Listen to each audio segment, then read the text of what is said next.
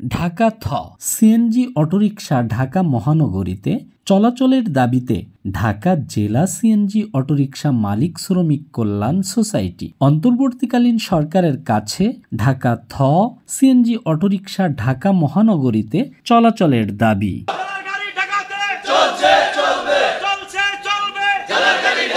কদমতলী থানার নবগঠিত কমিটি গঠনে এ দাবি তুলে ধরেন সিএনজি অটোরিকশা মালিক শ্রমিক কল্যাণ সোসাইটির কেন্দ্রীয় কমিটির প্রধান উপদেষ্টা মোহাম্মদ আব্দুল জব্বার মিয়া ও সভাপতি জুয়েল মালতিয়া এবং সাধারণ সম্পাদক মোহাম্মদ আলমগীর হোসেন। তারা আরও বলেন, সিএনজি অটোরিকশা সেক্টরের বৈষম্য দূরকরণে অন্তর্বর্তীকালীন সরকার ও বৈষম্য বিরোধী ছাত্র জনতার সুবিবেচনা এবং প্রতিকারের জন্য আমাদের ফরিয়াদ। বিগত স্বৈরাচারী হাসিনা সরকারের অবিবেচিত এবং খামখেয়ালিপনার মাধ্যমে পরিবহন সেক্টরে বৈষম্য ও অযৌক্তিক সিদ্ধান্ত গ্রহণ করতে ও মেনে নেওয়ার জন্য জোরপূর্বক কর্মকাণ্ড চালিয়ে যে রাজত্ব করেছেন, আমরা জেলার সিএনজি অটোরিকশা চালক এবং ক্ষুদ্র মালিকরা তার ভুক্তভোগী। আপনারা যারা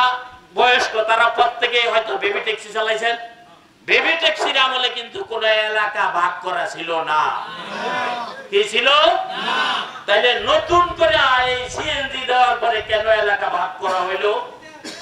তাইলে বিষয়টা নতুন, এমন না যে এটা 100 বছর আগে থেকে ছিল। তাইলে বিষয়টা যেহেতু নতুন সেহেতু এটা অযৌক্তিক, যেহেতু অযৌক্তিক সেহেতু এটা ভাঙা সম্ভব।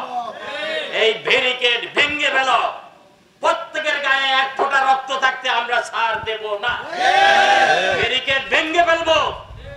ঢাকার গাড়ি, ঢাকা জেলার গাড়ি ঢাকায় চলবে, জেলার গাড়ি ঢাকাতে চলছে, চলবে, চলছে, চলবে, জেলার গাড়ি ঢাকাতে। কেউ খাবে তো কেউ খাবে না, তা হবে না, তা হবে না, তা হবে না, তা হবে না, কেউ খাবে না। উপস্থিত সাথী বন্ধুরা, তারপরেও তাইলে আমরা যেটা বুঝছি সেটা হলো এই আইনটা ছিল নতুন।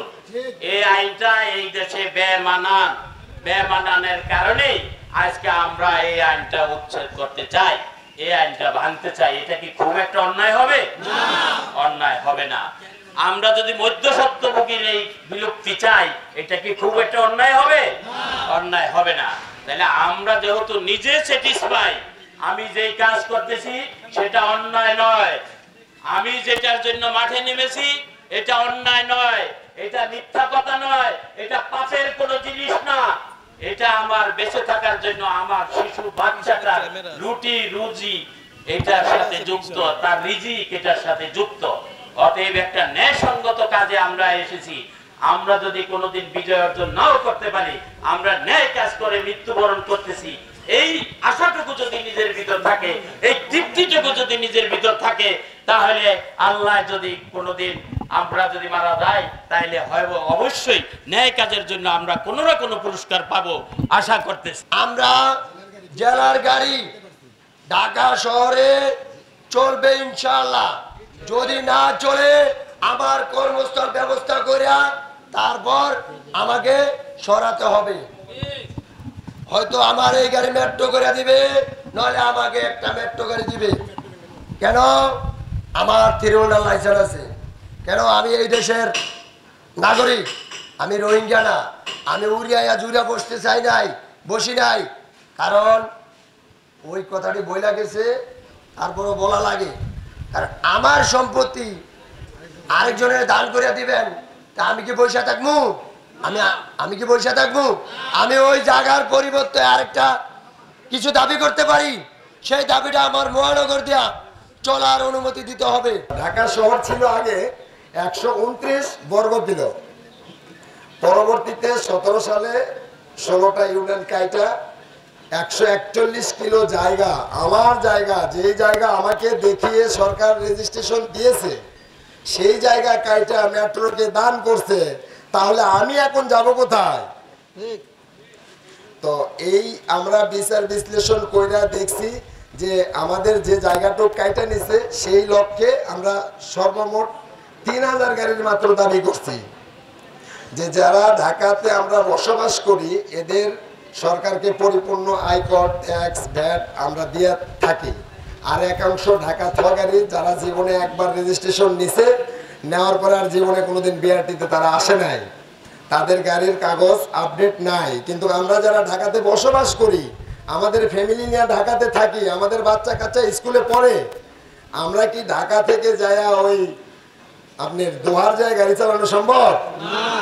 তাহলে আমরা যেহেতু ঢাকাতে বসবাস করি, আমাদের ঢাকাতেই গাড়িগুলো চালাতে হবে। এই লক্ষ্যে আমরা 3000 মাত্র গাড়ির দাবি করছি। ইনশাল্লাহ আমাদেরকে বিআরটির চেয়ারম্যান, অ্যাডিশনাল ডিআইজি ওনারা আশ্বস্ত করছেন যে আপনাদের গাড়িগুলো আপাতত ধরা হবে না এবং আপনাদের সুষ্ঠু একটা সমাধান ইনশাল্লাহ এবারে আমরা করব। এই লক্ষ্যে আমরা সব জায়গায় কমিটিগুলো দিচ্ছি। আপনারা যদি ঐক্যবদ্ধ থাকেন তাহলে ইনশাল্লাহ এই সংগঠনকে সফলতা আনা সম্ভব। কদমতলী থানার নবগঠিত কমিটির ঘোষণার পূর্বে নেতাকর্মীরা এসব কথা তুলে ধরেন। এ সময় উপস্থিত ছিলেন ঢাকা জেলা সিএনজি অটোরিকশা মালিক শ্রমিক কল্যাণ সোসাইটির কেন্দ্রীয় কমিটির প্রচার সম্পাদক মোহাম্মদ নয়ন, সাংগঠনিক সম্পাদক মুস্তাফিজুর রহমান সুমন, সহ সাংগঠনিক সম্পাদক জয়নাল আবেদিন, সাধারণ সম্পাদক ইসমাইল ফরাজি, সহ সাধারণ সম্পাদক জামাল শেখ, দপ্তর সম্পাদক আজাদ সহ অন্যান্য নেতৃবৃন্দরা। তারা আরও বলেন, বিগত সরকারের আমলে আমরা বিভিন্নভাবে ক্ষতিগ্রস্ত হয়েছি। অন্তর্বর্তীকালীন সরকারের প্রতি আমাদের ন্যায্য দাবিগুলোতে সুবিবেচনা করার দাবি জানাই। পরে কদমতলী থানার নবগঠিত কমিটির শপথ পাঠের মধ্য দিয়ে নবগঠিত কমিটির নাম প্রকাশ করেন ঢাকা জেলা সিএনজি অটোরিকশা মালিক শ্রমিক কল্যাণ সোসাইটির কেন্দ্রীয় কমিটির প্রধান উপদেষ্টা মোহাম্মদ আব্দুল জব্বার মিয়া। মালিক শ্রমিক কল্যাণ সোসাইটির কদমতলী থানা কমিটির নেতৃত্বে আমি এবং আমরা অদ্য দায়িত্বপ্রাপ্ত হইয়া শপথ করিতেছি যে ধর্ম, বর্ণ, গোত্র, লিঙ্গ পরিশেষে একটি অরাজনৈতিক সংগঠন হিসাবে সর্বদা উক্ত সংগঠনকে পরিচালিত করিব। শপথ পাঠে উপস্থিত থেকে শপথ পাঠ করেন কদমতলী থানার প্রধান উপদেষ্টা মোহাম্মদ হানিফ মির্ধা। সভাপতি হলেন মোহাম্মদ নেহার হোসেন, সিনিয়র সহসভাপতি জুয়েল আহমেদ রুবেল, সহসভাপতি মাসুদ রানা, সহসভাপতি কাশেম মীর, সাধারণ সম্পাদক রাসেল হোসেন, যুগ্ম সাধারণ সম্পাদক মোহাম্মদ শাওন মিয়া, সহসাধারণ সম্পাদক শেখ মোস্তফা কামাল, সাংগঠনিক সম্পাদক জাহাঙ্গীর হোসেন, সহ সাংগঠনিক সম্পাদক আনোয়ার মিস্ত্রি, প্রচার সম্পাদক মোহাম্মদ জনি, সহ প্রচার সম্পাদক হাসমত, কোষাধ্যক্ষ মোহাম্মদ জুয়েল ব্যাপারী, দপ্তর সম্পাদক মোহাম্মদ রাজীব হাওলাদার, সহ দপ্তর সম্পাদক রফিকুল ইসলাম, ধর্ম বিষয়ক সম্পাদক মোহাম্মদ ইব্রাহিম মোল্লা, যোগাযোগ সম্পাদক মোহাম্মদ আব্দুস সত্তার। কার্যকরী সদস্যরা হলেন মোহাম্মদ হাসান, মোহাম্মদ শফিকুল, মোহাম্মদ সাইদুল প্রমুখ। এ সময়ে আরও উপস্থিত ছিলেন ফতুল্লা থানার সভাপতি আলম পোদ্দার ও সাধারণ সম্পাদক মোহাম্মদ ইসলাম, হাতিরঝিল থানার সভাপতি মোহাম্মদ কবির হোসেন, খিলগাঁও থানার সভাপতি মোহাম্মদ শামীম, মুগদা থানার সভাপতি মোহাম্মদ মোজাম্মেল ও সাধারণ সম্পাদক জাফর, শ্যামপুর থানার সভাপতি মোহাম্মদ নয়ন মিয়া ও মোহাম্মদ মামুন, যাত্রাবাড়ি থানার ভারপ্রাপ্ত সভাপতি মোহাম্মদ সোহেল, কেরানীগঞ্জের সাধারণ সম্পাদক মোহাম্মদ কবির হোসেন, আরও অনেকেই। ডেস্ক রিপোর্ট সৈয়দ মনিরুজ্জামান মুকুল, মাতৃভাষা টেলিভিশন, ঢাকা।